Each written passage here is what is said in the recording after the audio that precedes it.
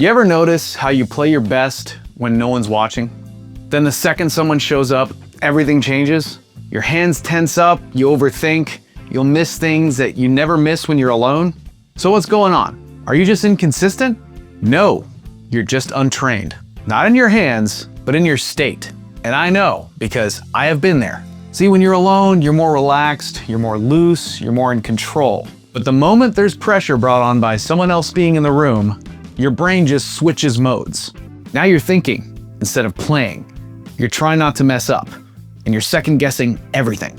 And the version of you that shows up in that situation is the one that you've practiced the least. So instead of just hoping that eventually you play well under pressure, you gotta train for it. And that's something that you and I are gonna do today. But before I get into that, let's establish what we're gonna be working with here, okay? You and I are gonna have a little jam. Because one of the best ways to get out of that state of playing your best only when you're alone is to play with other people. And I know it's gonna feel a little different because we're gonna be jamming through a screen, but trust me, it's gonna be fun. But let's go ahead and set up the framework of our little jam. We're gonna be playing in the key of A minor, and you don't gotta worry about the chords to what we're gonna be jamming to, but focus on the A minor pentatonic pattern as the scale that we're gonna be using. So this is gonna be our playground. What you do with this pattern is entirely up to you based on your current level of comfort and skill with this scale pattern. But understand that it's not about being flashy, just work with what you're comfortable with. But we're gonna be tapping into that when we're put on the spot. And yes, that's right, I'm gonna be putting you on the spot.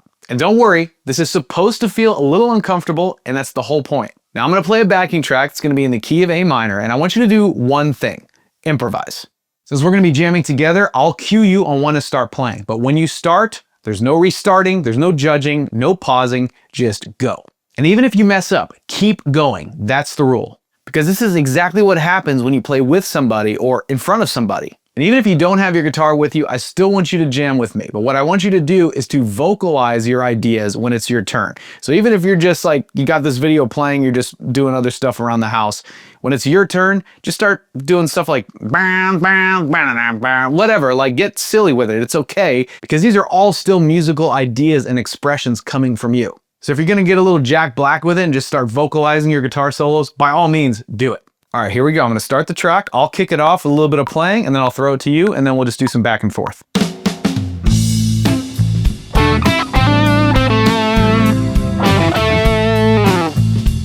All right, now it's your turn. Give me some.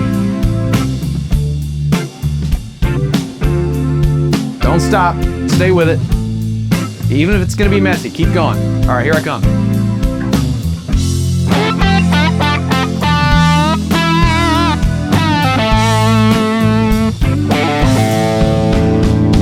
Now back to you.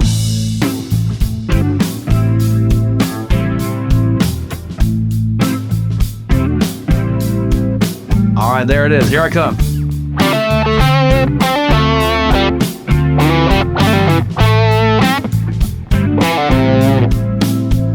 All right, back to you. Remember, just keep going. Don't overthink. Just play. Doesn't have to be fancy or flashy. Just come up with stuff while you got the time. Let you go a little longer this time. All right, I'm coming back. Here we go.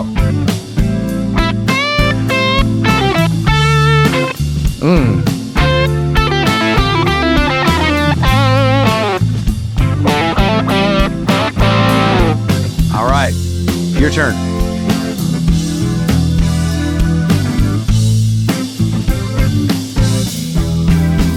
You're training for your recovery, not perfection, right? There we go. All right, I'm coming back.